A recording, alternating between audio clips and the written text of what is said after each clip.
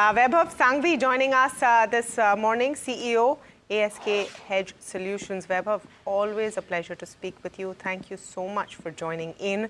GST or tariffs, what's going to be the biggest factor or bigger factor for Indian markets? I think both are equally important, and the reason is basically that GST, of course, will induce good amount of consumption. And while we talk about our GDP configuration, we had investments as a bucket which was firmly in place for the last 10 years in that sense.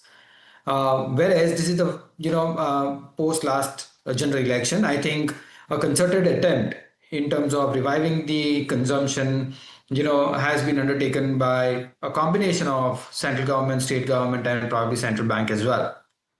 So when you see that the second biggest pillar of your GDP configuration kind of starting to move in is when GDP growth is likely to be better. Now, of course, in the last 2 quarters, we've seen those kind of positive numbers, but I think we will gather more pace as we go ahead.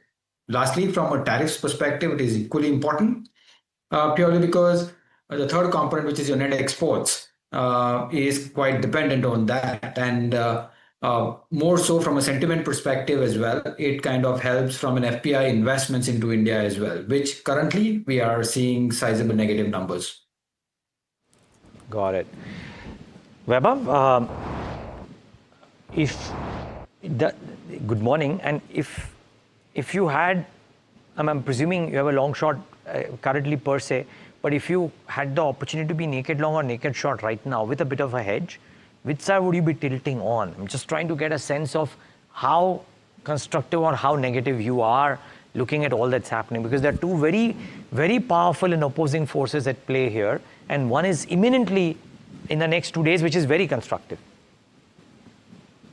So Neeraj, great question. Now, the way we are positioned currently is basically we are quite neutralish from a net exposure perspective. And the reason, as you rightly mentioned, is two kind of opposite forces from a market standpoint. Now, while that is the case, what is more important is basically that when you have the ability to do long short, then on one side you can play a hugely positive theme, which is a consumption driven theme. Whereas on the other side, you can also play simultaneously something which is driven by large FPI selling as well. So the pockets of where the ownership of FPI lies is something that might continue to be under pressure for some time. So it gives us some nice opportunity on both the sides while keeping the exposure pretty neutralish. You know, I'm wondering if you are looking at the GST bit. Let me just focus a little bit on it. Looking at the kind of pop being expected from FMCG staples with a bit of trepidation or a bit of cynicism, because are we really going to see that impact of demand coming in for FMCG staples because of GST cuts? And they will undoubtedly be the biggest beneficiaries. Do you think that will translate?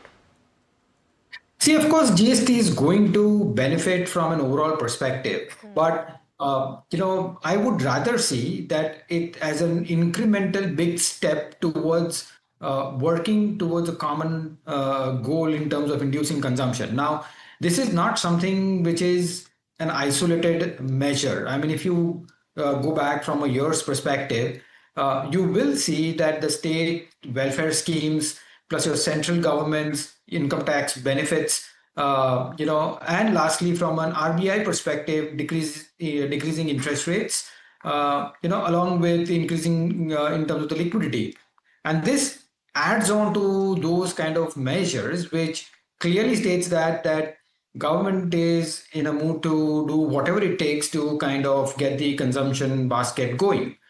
So I would view from that perspective, and I think from the next 12 to 24 months, I do think that it's a great play to kind of be in terms of the portfolio. Lastly, when you talk about FMCG, I think more importantly, it would be that at the same price point, there would be volume growth.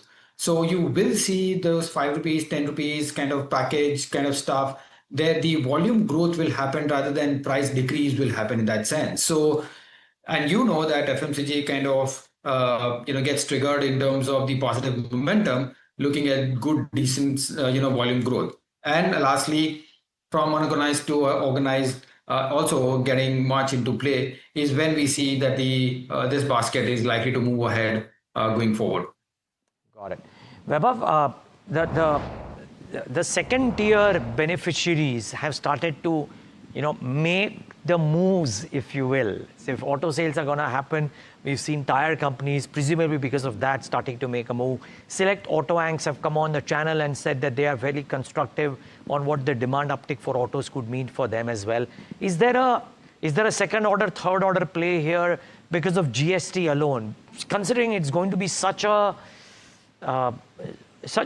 big move, for lack of a better word, such a big impact move.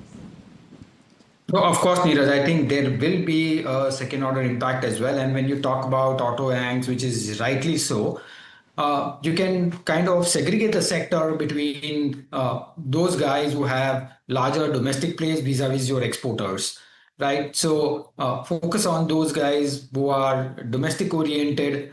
And when you talked about the tire companies as well, I think what has also helped is basically that decrease in terms of the rubber prices also kind of help or aiding them in terms of the raw material input costs as well. So in all perspective, those guys who are focused on two-wheelers and four-wheeler segment or an economical segment in terms of supplying from an auto anchors perspective in the domestic side, you will see a good play going forward, at least in the next 3 to 6 months.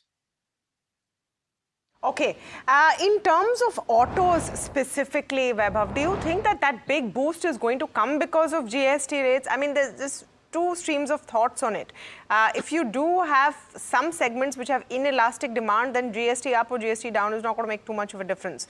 But for maybe lower priced passenger vehicles, for example, will it really give that kind of a boost? Because PV segment has been flailing. Sure. So I think let's step back and consider what had happened in 2009-10, right? When we had seen at that point in time a stimulus in terms of the decrease in terms of the excise duties.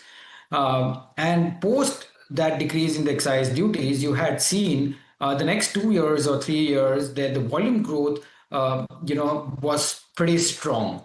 Now, I'm not saying that that is the similar kind of volume growth numbers you may see going forward, but I think the direction is pretty clear. These things really help in terms of increasing the demand on an overall perspective, and rightly so, as you rightly mentioned, that the lower denomination kind of PVs or two-wheelers are something you will see the first kind of buoyancy in terms of the demand. So I am looking forward to it, and hopefully in the next 2 years we will see that kind of increase in demand here. Vaibhav, the other thing is just consumption enablers, right? I mean, and what happens? So one is, of course, distribution or logistic companies, and is there a play there? The second is the platform names, right? And independent of what happens on GST, Zomato, we learn, Zomato, which is a part of Eternal now, gone ahead and has high platform fees. We've seen Swiggy do that, etc., etc. So are these consumption-related names out there which you might be constructive on? Yeah, of course, Neeraj, I think the whole platform plays, right?